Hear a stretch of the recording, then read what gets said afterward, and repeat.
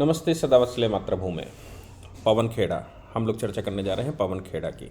हम सबको याद है कि पवन खेड़ा ने माननीय प्रधानमंत्री जी के पिता के नाम को लेकर कितना बड़ा डिस्प्यूट अपनी एक प्रेस कॉन्फ्रेंस में दिया था। वो कांग्रेस की प्रेस कॉन्फ्रेंस थी, इसका मतलब है दायित्व तो कांग्रेस का बनता है।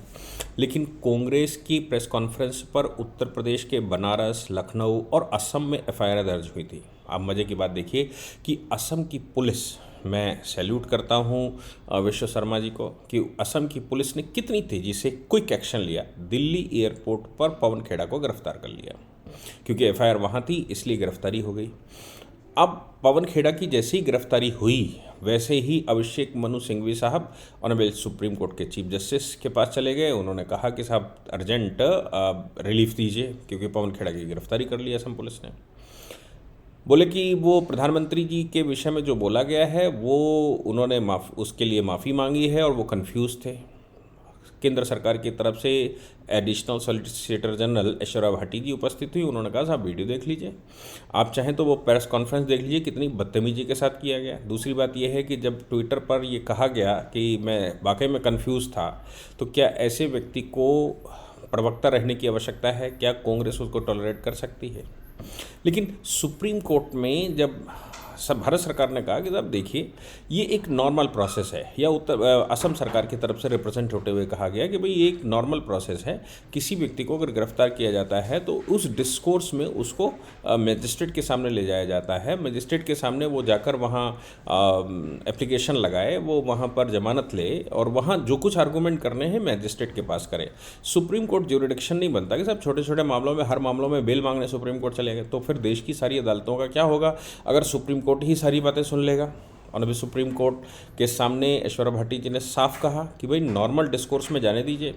हालांकि अभिषेक मनु सिंघवी ने उसमें जवाब दिया कि 41A का नोटिस नहीं हुआ था। तो ऐश्वर्या भाटी जी ने कहा, मतलब असम सरकार ने कहा कि आप मुझे बता दीजिए ना कि अगर नोटिस नहीं हुआ था तो क्या सुप्रीम कोर्ट बेल देगा? क्या सुप्रीम कोर्ट से बेल लेने का अधिकार है? क्या नॉर्मल डिस्कोर्स में नहीं आ सकते क्या? उन्होंने कहा 41A का नोटिस जारी नहीं किया था। तो ऐश्वर्या भाटी जी ने कहा कि आर्टिकल 32 इन्वोक होगा क्या? छोटे छोटे केसेस में भी आर्टिकल 32 इन्वोक होगा क्या? किसी के फंडामेंटल राइट को लेकर या जो नॉर्मल डिस्कोर्स में है जिसके खिलाफ एफआईआर हो, उसको गिरफ्तार किया जा रहा हो, उस मामले में क्या सुप्रीम कोर्ट में आर्टिकल 32 का एक लिटिगेशन चली जाएगी?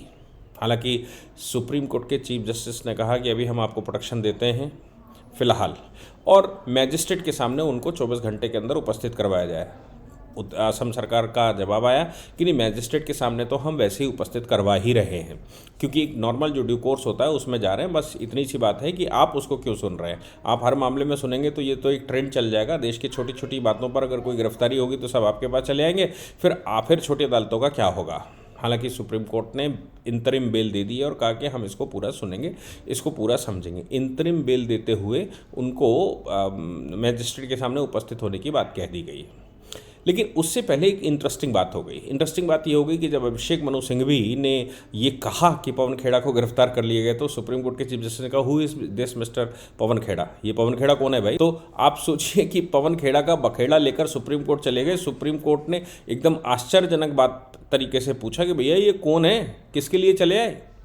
तब अभिषेक मनु सिंघवी ने कहा कि वो तो प्रवक्ता हैं कांग्रेस के।